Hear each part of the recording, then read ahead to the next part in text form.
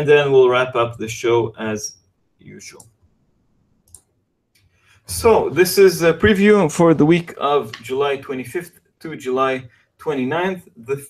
The last week of the first quarter is always a busy one because of GDP figures, but they're not the only ones. Okay, so on Monday we already have, usually Mondays are quiet. This time we'll have the German IFO business climate. Germany's #1 think tank, more important than ZOO, can give us a better indication of the impact of Brexit on the old continent. On Tuesday, US new home sales, which are more important than existing ones, and consumer confidence at the same time. Wednesday is a big day for markets. For those of you trading the Aussie, we'll get to know more or less if we are expecting a rate cut or not because of the Australian inflation figures, released only once per quarter. In the UK, we have the initial release of Q2 GDP. Remember, Brexit only happened in the last week of the quarter, but the impact of the referendum, the uncertainty, was felt throughout the quarter, and we're expecting sort of weaker growth than Q1, still growth, of course.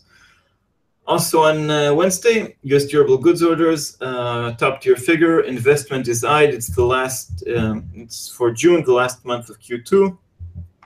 Will have an impact on GDP. And of course, the Fed decision, the main event for the week. No changes expected, be it Brexit or be it the weak jobs reports for May and April. Remember, June was already really good. Anyway, no rate hike is expected. We might get some hints about the future moves. My prediction is that we will not get a rate hike before the US elections, and perhaps not until the middle of next year. Anyway, there's only a statement, no press conference, no new forecasts. Their views about inflation, employment, impact of Brexit, I'm sure it'll appear on the statement. And other international developments, this will be interesting to watch. And I believe we'll have a unanimous decision for no change, no hawks dissenting this time. Okay. On Thursday, we have German inflation figures and also from other countries. But it'll be a bit less important just 1 week after the ECB, could still move markets. And on Friday, we have the Japanese rate decision. I believe it'll be a big disappointment coming 2 days after, or 36 hours after the US one. Perhaps we'll have the announcement of more stimulus, helicopter money, more QE. This could push the yen lower, of course, but I believe there's a good chance for the Bank of Japan to disappoint once again, like they did in April. We'll talk about that, of course, next week, more in detail, but that's Friday. We also have Eurozone GDP figures from several countries. They'll probably overshadow the inflation figures, which come, again, 1 week after the ECB. And to close the week, we have Canadian GDP. That's a monthly release, and this time it's for the month of May, not that important. And of course, the main dish to close the week is the US Q2 GDP. It's the first release, okay?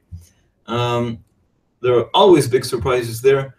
Growth in the second quarter is expected to be much stronger than in the week Q1 and Q4, something like 2.5% annualized. We'll talk about that more next week, but this is certainly a big event.